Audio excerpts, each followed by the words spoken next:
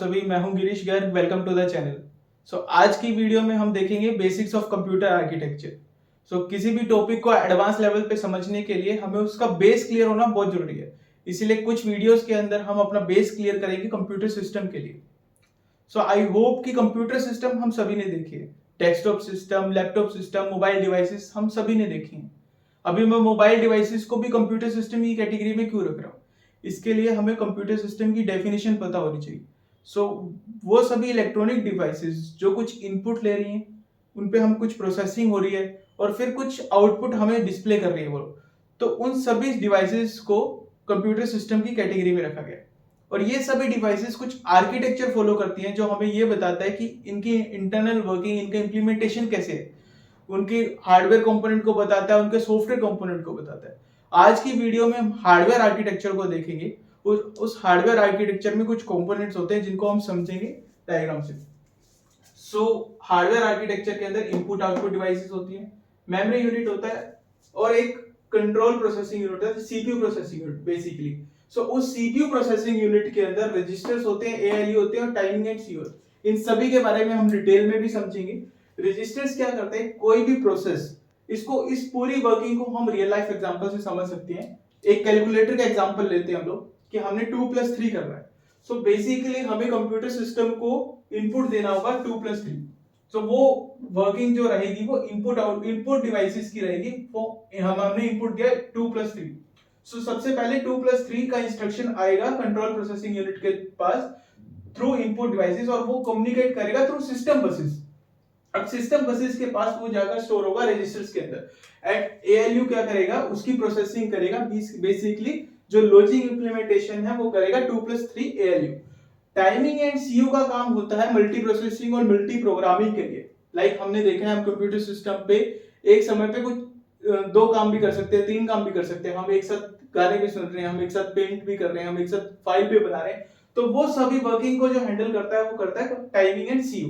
Memory unit में क्या होता है कि अगर हमने 2+3 किया तो जो रिजल्ट है 5, वो हमें एक मेमोरी में स्टोर भी करना होगा। तो वो पार्ट रहता है मेमोरी यूनिट का। ये सिस्टम बसेस के थ्रू एक इंफॉर्मेशन जाती है मेमोरी यूनिट और वो स्टोर कर लेता है और वो सेम आउटपुट हमें डिस्प्ले हो जाता है आउटपुट डिवाइसेस के थ्रू। जो हम मॉनिटर पे देखते हैं, हम लैपटॉप स्क्रीन पे देखते हैं, उन्हें हम कहते हैं आउटपुट डिवाइस। ये बेसिक एक आर्किटेक्चर है जिसको हम बोलते हैं वैन न्यूमन आर्किटेक्चर। अब इसके अंदर कुछ फ्लोज भी थे। वो फ्लोज क्या थे कि इसके अंदर मेमोरी यूनिट एक थी इसके अंदर, तो इसी वजह से प्रॉब्लम क्या हुई कि ये मल्टी प्रोसेसिंग नहीं कर पा रहा था। एक टाइम पर अगर उसको इंस्ट्रक्शन चाहिए, मींस 2+3 उसको लॉजिक चाहिए, उसका इंस्ट्रक्शन चाहिए उसको, वो भी मेमोरी यूनिट से उसको लेना होता था। फिर उसके अंदर कुछ अगर स्टोर करना है या कुछ डेटा मैनिपुलेशन उसको करना है, कहीं पे उसको कुछ स्टोर करना है, वो भी उस सेम बस के थ्रू उसको करना होता था उसी यूनिट पर। तो मल्टी प्रोसेसिंग इसमें लैग कर रही थी इस आर्किटेक्चर में। वॉन न्यूमन के अपग्रेडेशन में आया non von Neumann architecture. Harvard के कुछ स्टूडेंट्स ने उसको डिजाइन किया, उसको अपग्रेड किया और एक नया आर्किटेक्चर आया जिसको हम समझेंगे।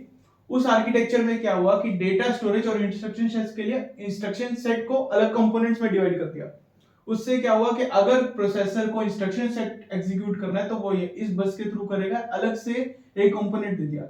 इस बेसिस पे डेटा स्टोरेज को ब्लॉक नहीं किया गया या फिर प्रोसेसर का एग्जीक्यूशन स्टॉप नहीं हुआ, फॉल्ट नहीं हुआ। प्रोसेसर कभी आइडल स्टेट में नहीं गया। उसको इंस्ट्रक्शन सेट चाहिए था उसने इधर से लिया और डेटा स्टोरेज चाहिए था उसने उधर से लिया और input output devices similar way में वर्क कर रही थी। तो इस आर्किटेक्चर का भी एक अपग्रेडेशन आया जिसपे हमने प्रोसेसर के अंदर एक कैशे मेमोरी लगा दी। कैशे मेमोरी एक फास्ट मेमोरी थी और प्रोसेसर के बहुत क्लोज थी। जो भी डेटा प्रोसेसर को बहुत ज्यादा चाहिए होता था वो इसमें स्टोर कर लेता था और इसी से फेच कर लेता है। बेसिकली इसको हम समझ सकते हैं कि हमें कुछ प्रोडक्ट ले रहा है, वो प्रोडक्ट के वेयर हाउसेस भी एग्जिस्ट करते हैं, उसकी सुपर मार्ट्स भी एग्जिस्ट करते हैं, उसकी नॉर्मल शॉप्स भी एग्जिस्ट करती है। जो प्रोडक्ट हमें बार बार चाहिए हम वो पास की शॉप से ले सकते हैं। अगर हमें कोई प्रोडक्ट रैंडमली चाहिए तो हम सुपर मार्ट से जाते हैं।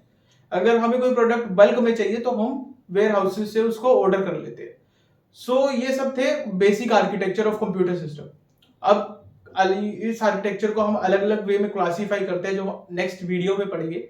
इन सभी को पढ़ना बहुत जरूरी है क्योंकि इनसे हम एडवांस टॉपिक्स को रिलेट कर पाएंगे कि इनकी इंटरनल वर्किंग कैसे हो रही है। ये आर्किटेक्चर इस तरीके से हमने पढ़ा था तो इस आर्किटेक्चर के थ्रू ये ऐसे वर्क कर रहा होगा। तो इनकी इंटरनल वर्किंग बहुत जरूरी है पढ़ना।